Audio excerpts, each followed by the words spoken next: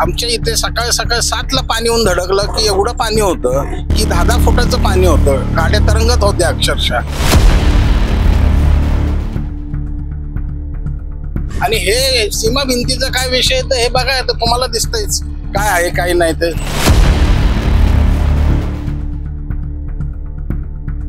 नुसतं आंबिलवाड्याला पूर आला होता 2019ला, तर लोकांची वाहनं वाहून गेलती. पुण्याचे पालकमंत्री कोण आहेत हे सर्वसामान्य माणसाला जर विचारलं तर तो सांगूही शकणार नाही. ते कुठं हयात आहेत का नाही आहेत आणि फिरायलाही तयार नाहीत. एका वर्षाआधी सिंहगड रोडवरील असलेल्या एकता नगरसाठी 300 कोटीचा प्रस्ताव ठेवण्यात आला होता. पण एका वर्षापासून महानगरपालिका आणि राज्य सरकार या दोघांचेही या गोष्टीकडे दुर्लक्ष झालेले आहे. तर आपल्यासोबत आता काही शिवसैनिक आणि इथे राहणारे स्थानिक नागरिक आहेत. आपण त्यांच्याकडून जाणून घेऊया त्यांची प्रतिक्रिया काय या गोष्टीवर. दादा, काय आहे इकडे झालेला सगळा विषय हा? बघा, मागच्या वर्षी मोठा खडकवासल्याचं पाणी सोडण्यात आलं होतं धरणाचं. त्याच्यामध्ये तुम्हाला अजून पुढे अनेक हिस्ट्री आम्ही देऊ कसं कार्यकारी अभियंत्यांच्या चुकीमुळे ते पाणी सोडण्यात आलं होतं. पण पाणी सोडण्यात आलं होतं, त्या पाणी सोडल्यामुळं जास्त प्रमाणामध्ये या भागामध्ये पाणी आलं होतं. आपण ज्या भागात आहोत आता, हा सगळा एकता नगरी, विठ्ठल नगर आणि निंबज नगर हा असा सिंहगड रोडचा भाग आहे जो या पाण्यामध्ये त्यावेळेस आला होता. सर्व अनेक नागरिकांचं, सोसायट्यांचं, हजारो लोकांचं नुकसान झालं होतं त्यावेळेस. हे नुकसान झाल्यानंतर त्याची बातमी झाली. त्यावेळेस इथल्या लोकांसाठी महाराष्ट्रातले सगळे राजकारणी आले. तेव्हाचे मुख्यमंत्री आले, तेव्हाचे उपमुख्यमंत्री आले, इथले पालकमंत्री आले, खासदार आले, विरोधी पक्षातलेही नेते आले. एवढे सगळे येऊन गेल्यानंतर आज 1 वर्ष झालं पूर्ण. आणि 2 दिवसापूर्वी पुन्हा खडकवासला धरणामधून पाणी सोडण्यात आलं होतं 28,000 क्युसेस. आता एवढं पाणी सोडल्यानंतरही परवा 2 सोसायट्या पाण्याखाली गेल्या. आपल्या उजव्या हाताला 2 सोसायट्या त्या पाण्याखाली गेल्या. आता हे करण्यासाठी किमान 1 वर्षभर झालं. ही घटना घडून एवढं नुकसान झालं. डेक्कनला याच नदीच्या पुरामुळे 3 मुलांचा मृत्यू झाला होता त्यावेळेस. एवढं घडून सुद्धा राज्य सरकारने 1 वर्षामध्ये शून्य काम केलं एकता नगरीसाठी. इथं येऊन लोकांना आश्वासनं दिली. त्यावेळेसच्या मुख्यमंत्र्यांनी, एकनाथ शिंदेंनी, उपमुख्यमंत्री फडणवीस साहेबांनी, जे कोण इथं त्यावेळेस आले होते सगळे, यांनी सांगितलं की इथं क्लस्टर डेव्हलपमेंट होईल, इथल्या लोकांना चांगल्या प्रकारे आम्ही इथून शिफ्टिंग करू आणि हा नदी पात्रातल्या सोसायट्या बाहेर काढून तुम्हाला चांगल्या डेव्हलपमेंट मध्ये शिफ्ट केलं जाईल आणि इथं सीमा भिंत बांधल्या जाईल.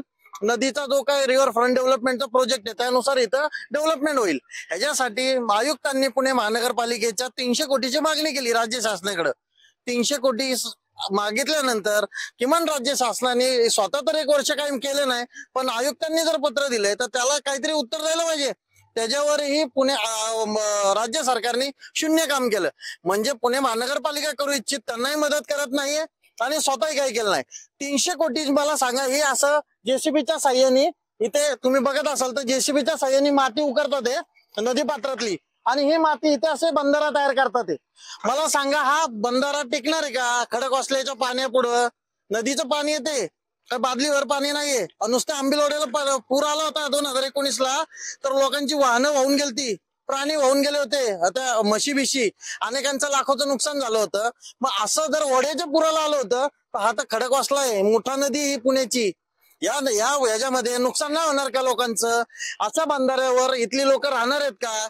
इथले स्थानिक नागरिक आज इथं आलेले आहेत, ते पण तुम्हाला सांगतील त्यावेळेस काय घडलं. प्रशासनाने जर ह्याच्यावर आणि राज्य शासनाने जर ह्याच्यावर उपाययोजना तत्पर केल्या नाही तर शिवसेना म्हणून पुणे शहरामध्ये आणि या सगळ्या सत्ताधाऱ्यांच्या दारात आम्ही आंदोलन करणार आहोत लवकरच. दादा, तुम्ही स्थानिक नागरिक आहे, तुम्हाला कशा प्रकारचा त्रास होतो इथं पावसाळ्यामध्ये? हे तर आता दरवर्षीच नेहमीच झालेलं आहे. आता मागच्या वर्षी त्यांनी सूचना दिली रात्री 3 वाजता. आता रात्री 3 वाजता कोण जागा असतं, कोण सूचना पाहणार ते? आणि जे काय मर्यादा दिली होती क्युसेक्सची, त्याच्या पुढे जाऊन त्यांनी 70-80 हजार क्युसेक सोडलं. पहाटे 2-3 ला पाणी एकता नगरी, विठ्ठल नगर भागात. मी राहिला स्वतः आहे रिव्हर व्ह्यू, निंबज नगर या भागात.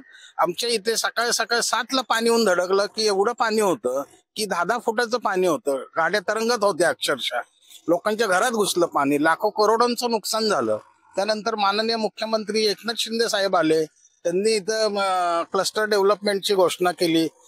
एकता नगरी आणि हा भाग एखाद्या विशिष्ट ठिकाणी शिफ्ट करण्याचा प्रयत्न करू आणि सुधारणा करू. त्यानंतर राजसाहेब ठाकरे आले. त्यांनी वैयक्तिक लक्ष घातलं राजसाहेबांनी.